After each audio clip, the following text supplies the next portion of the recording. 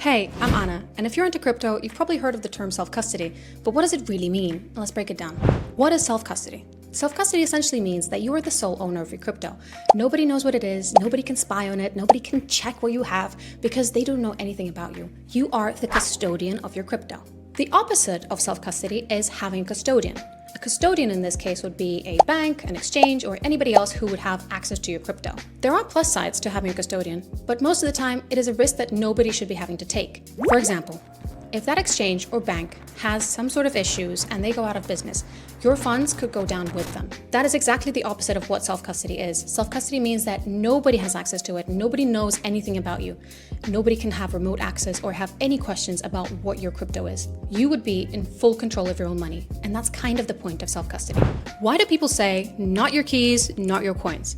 Well, there's a good reason for that phrase. If somebody holds your keys, that means that they would have complete access to your funds, so a bank or an exchange. If that company gets hacked or gets shut down, then your crypto could be affected. Self-custody means that you are the sole owner of your crypto, and that's kind of the whole point. There's nobody who can dictate what is right or wrong for you to have. It's just you, your crypto, and that's it.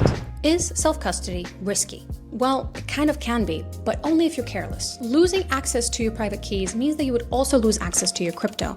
That's why when you have a seed phrase, you have to write it down or keep it in a very safe place, not in a password manager or somewhere where it can potentially get lost. Indeed, anytime there's a seed phrase, there could be some sort of access point into your crypto.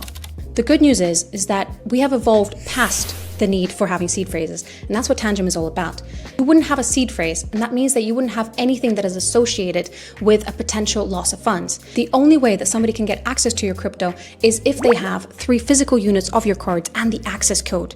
That means that we have evolved past the need to use seed phrases, and indeed, self-custody is no longer a risk. It is something that is accessible to anybody, regardless of your level of knowledge. Speaking of, is self-custody something that is really only for technical people? No, absolutely not. Let me dispel that myth. Yes, in the early days of crypto, things were really complicated. You had to have these hardware drives and paper wallets and cables and fuss, and it was like a whole thing of getting ready to go and play crypto. But on the other hand, things have evolved and changed. The good news is things like Tangem wallet have really evolved past the need to have seed phrases. Essentially, it means that your private keys could be stored on physical units, not in the form of some sort of 12 or 24 words. Your only job will then be to protect the physical units of your cards or rings. That is the only thing you have to do in order to protect your crypto. Things are getting simpler by the day. You don't have to be a coder, you don't have to be somebody with a technical know-how. It is simple and accessible to all. When should somebody start thinking about self-custody? If you're holding any amount of meaningful crypto, then the answer is to start thinking about it immediately. Self-custody isn't just a feature, it's the core component of what crypto is all about. Crypto was designed to be self-sovereign. It was designed to be censorship resistant. It was designed to be something that nobody has access to, nobody knows anything about you, and can only be held by you. That's the whole point of crypto. So to go against self-custody would be against the entire ethos of what crypto is. Sure, there are plus sides to having a custodian, but most of the time, if you want to make sure that your crypto is at no risk, then go self-custody. So that's it for now. Self-custody isn't something that is complicated or something that should scare you.